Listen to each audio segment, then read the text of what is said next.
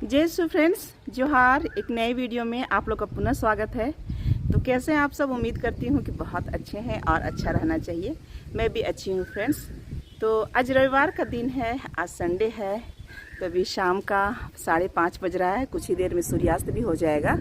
तो फ्रेंड्स, अभी कोयल की आवाज़ आ ही रही है। और देखिए इधर आम है ना, बहुत बड़ा बड़ा हो गया है फ्रेंड्स।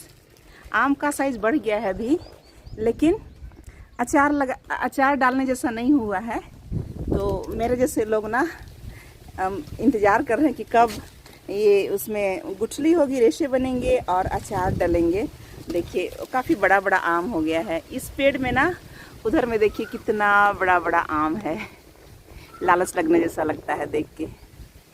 तो साइज़ भी इसका बड़ा हो गया है अभी, लेकिन अचार अभी थोड़ा दिन के बाद लगेगा। हमको लगता है 8-10 दिन में अचार लगने लायक हो जाएगा फ्रेंड्स। तो अभी शाम को ना, तो मैं नहाई धोई और अभी कपड़े धोई शाम को, क्योंकि गर्मी का दिन में 2 बार नहाना चाहिए अपना टेम्परेचर मेंटेन करने के लिए। क्योंकि सुबह शाम नहाने से टेम्परेचर मेंटेन होता है ना, तो गर्मी बहुत ज़्यादा लगती है। और फ्रेंड्स देखिए, आम तो अभी नहीं लगा है अचार, लेकिन ये कटहल का अचार लग गया है। और ये छोटे छोटे जो आम गिरे हुए थे ना हवा आंधी से, तो उसका मैं लगाई थी। तो कुचा जैसा अचार है ये, और ये कटहल का अचार है। तभी आप लोग कटहल का अचार डाल सकते हैं फ्रेंड्स। अभी कटहल अचार डालने लायक है, क्योंकि बहुत बड़ा बड़ा दाना भी नहीं हुआ है और थोड़ा बड़ा हो गया है कटहल। तो कटहल का अचार डाल सकते हैं, बहुत अच्छा लगता है। तो और ये देखिए तपा पहाड़ मैं आप लोग को रोज़ तपा पहाड़ दिखाती हूँ फ्रेंड्स। पहाड़ से हमारा बहुत रिश्ता रहता है ना, बहुत प्रेरणा मिलती है पहाड़ों से हमें। तो फ्रेंड्स, आज संडे है ना, तो बहुत लोग चर्च जा नहीं सके, बहुत लोग चर्च नहीं भी गए होंगे। तो मैं उनके लिए वीडियो बनाती हूँ और सबके लिए मैं आज संदेश दूंगी प्रभु यीशु मसीह का। और वचन में, बाइबल में क्या लिखा हुआ है, क्या पढ़े हैं हम लोग आज चर्च में, क्या सीखे, तो उसके बारे में मैं आप लोग के साथ में शेयर करना पसंद करूँगी। तो आप लोग वीडियो में रहिएगा और पूरा वीडियो देखिएगा और ईश्वर से आशीष पाइएगा, ईश्वर से जुड़े रहिएगा।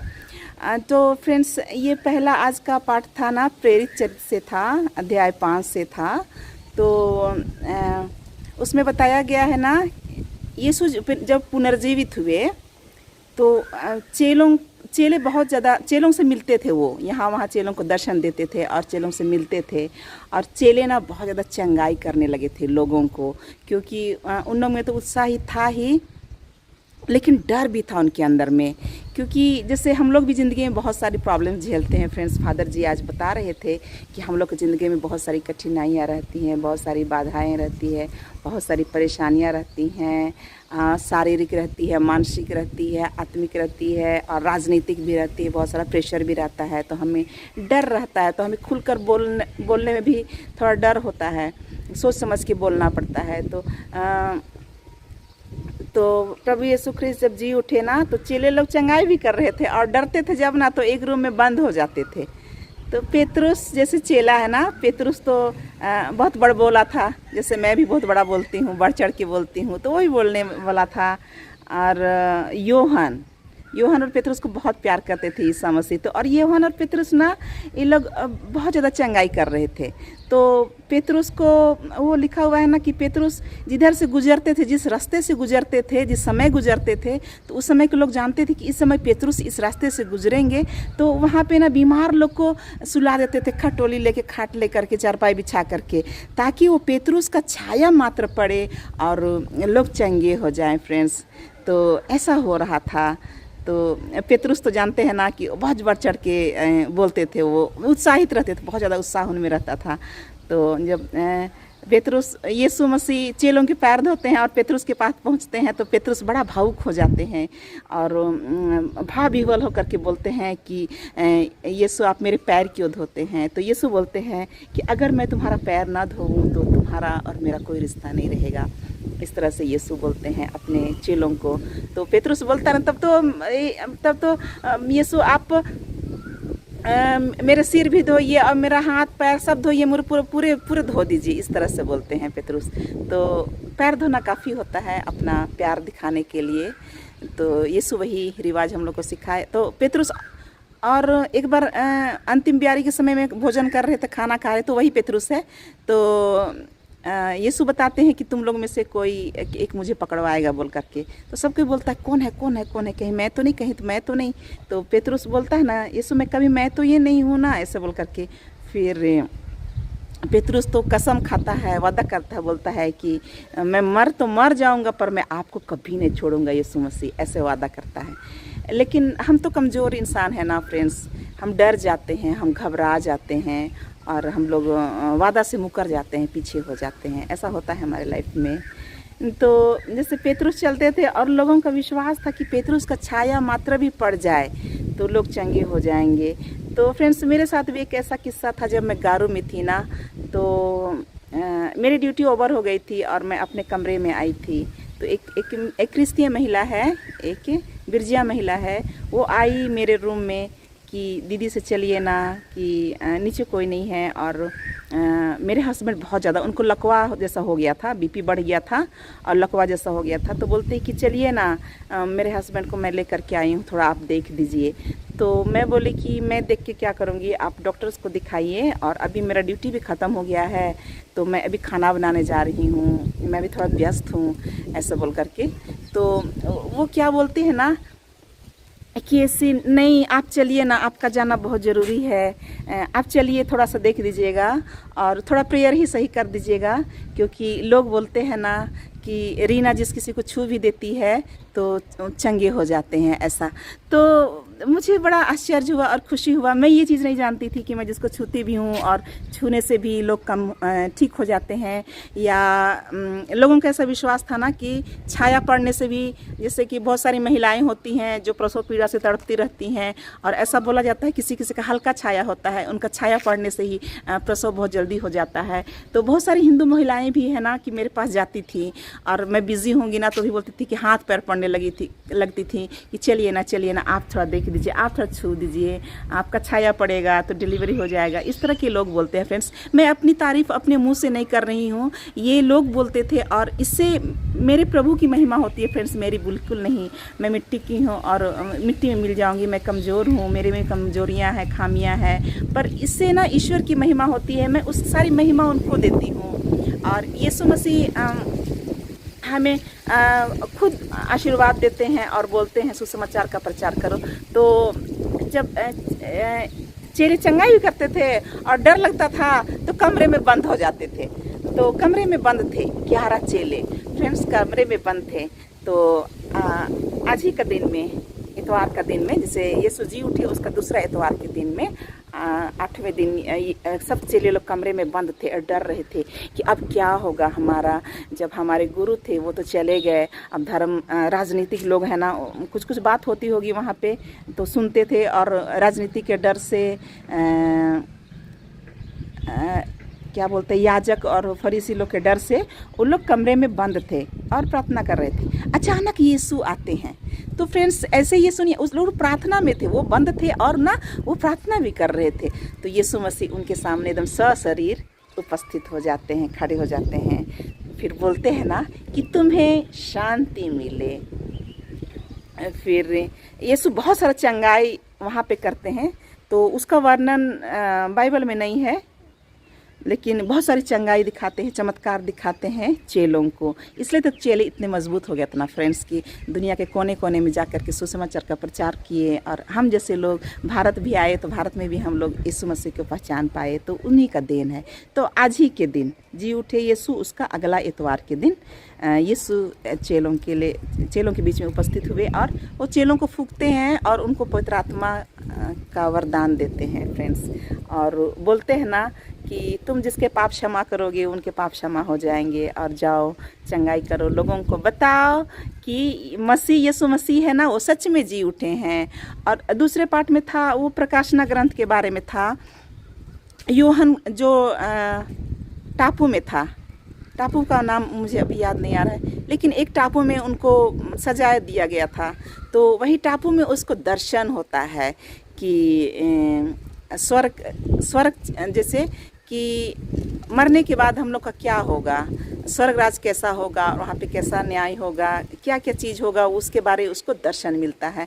तो प्रकाशना ग्रंथ यूहन्ना लिखते हैं, संत यूहन्ना लिखते हैं हम लोगों के लिए, और उसमें फिर यीशु मसीह बताते हैं ना कि मैं मर गया था लेकिन अब मैं जी उठा हूँ, आदि और अंत मैं हूँ और तुम्हारे साथ मैं हमेशा रहूँगा, ऐसे बोलते हैं। तो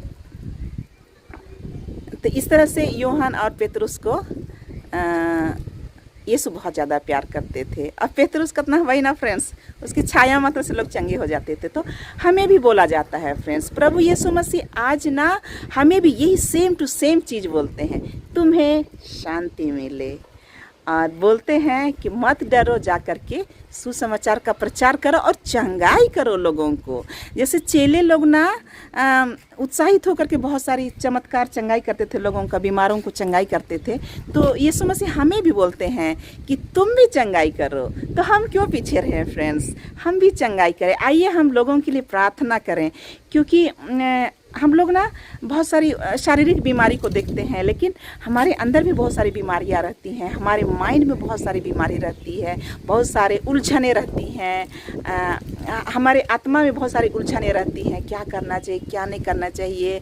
शरीर कमज़ोर है, आत्मा तत्पर है, हम लोग प्रार्थना करना चाहते हैं, प्रार्थना नहीं कर पाते हैं, हम लोग परीक्षा में गिर जाते हैं। तो हमें एक दूसरे के लिए प्रार्थना करना है और चंगाई, हमें शारीरिक चंगाई, आत्मिक चंगाई और मानसिक चंगाई भी करने की ज़रूरत है फ्रेंड्स। तो मानसिक रूप में हर कोई परेशान रहता है, शारीरिक रूप से भी परेशान रहते हैं, कोई ज़्यादा रहते हैं, कोई कम रहते हैं।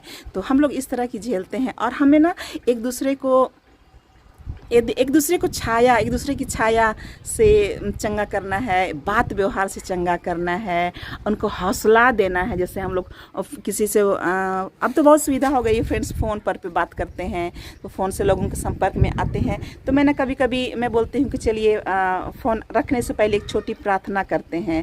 तो इस तरह से हम लोग लोगों को चंगाई दे सकते हैं, हमें देना है।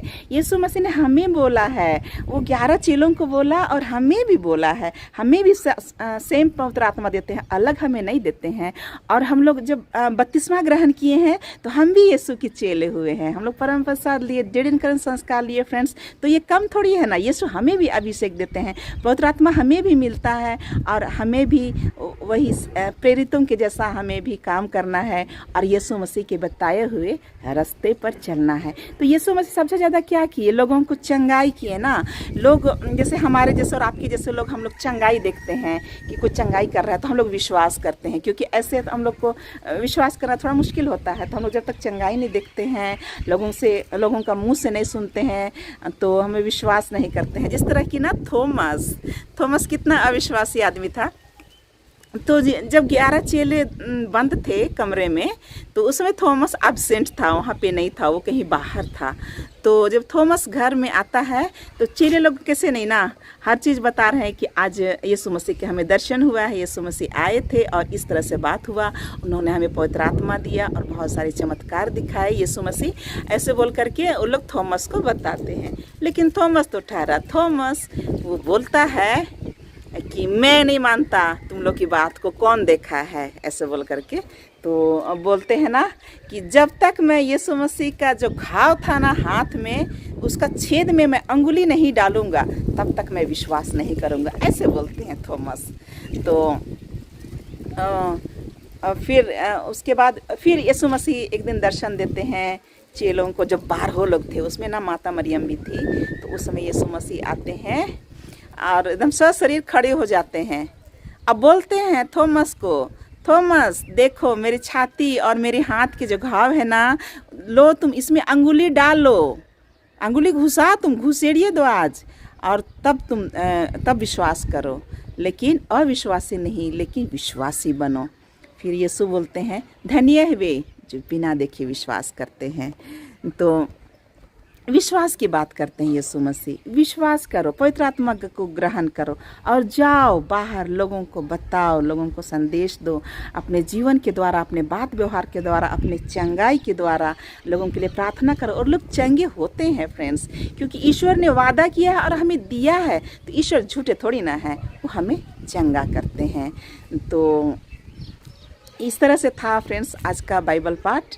तो संत मत्ती के सुसमाचार में इसका पूरा जिक्र किया हुआ है और प्रकाशना ग्रंथ से हमें पढ़ने को मिला।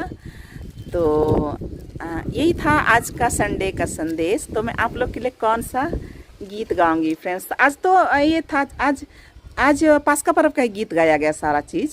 तो प्रभु से यू जाचो चसमानी में यू जाचो चास बीड़ी लेखा आरिगियास दूतर लेखा बिलचियास। प्रभु से यू जाचो चसमानी में यू जाचो चास।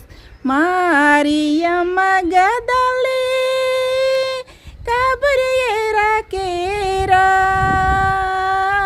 मारियम गदले कब्रियरा केरा काबर नो प्रभु सुमला रहे चास। प्रभु से यू जाचो चसमानी में यू जाचो चास। बीड़ी लेखा आरिगियास दूतर लेखा बिलचियास। प्रभु से यू जाचो चसमानी में यू जाचो चास। बिरहस पैतियोला से पहिर धरे चार। बिरहस पैतियोला से पहिर धरे चार। ये तेवर बीजो मारी चास यू जाचो चास। प्रभु से यू जाचो चा। प्रभु से यू जाचो चसमानी में यू जाचो चास। बीड़ी लेखा आरिगियास दूतर लेखा बिलचियास। प्रभु से यू जाचो चसमानी में यू जाचो चास। तो फ्रेंड्स, प्रभु यीशु ख्रिस्त जो बीड़ी लेखा आरिगियास दूतर लेखा बिलचियास, वो चमकते हुए जब जी उठे ना, तो वो सूरज की तरह चमक रहे थे और दूतों के संतान की तरह चमक रहे थे। तो आपकी ज़िंदगी में भी प्रभु यीशु ख्रिस्त, जीवित प्रभु यीशु ख्रिस्त की ज्योति मिले और हम सब चमकते हुए अपने जीवन को बिताएं फ्रेंड्स। तो इसी आशीष और दुआ और प्रार्थना शुभकामनाओं के साथ में इस वीडियो को विराम देती हूँ। मिलते हैं अगले वीडियो में, तब तक के लिए बाय बाय।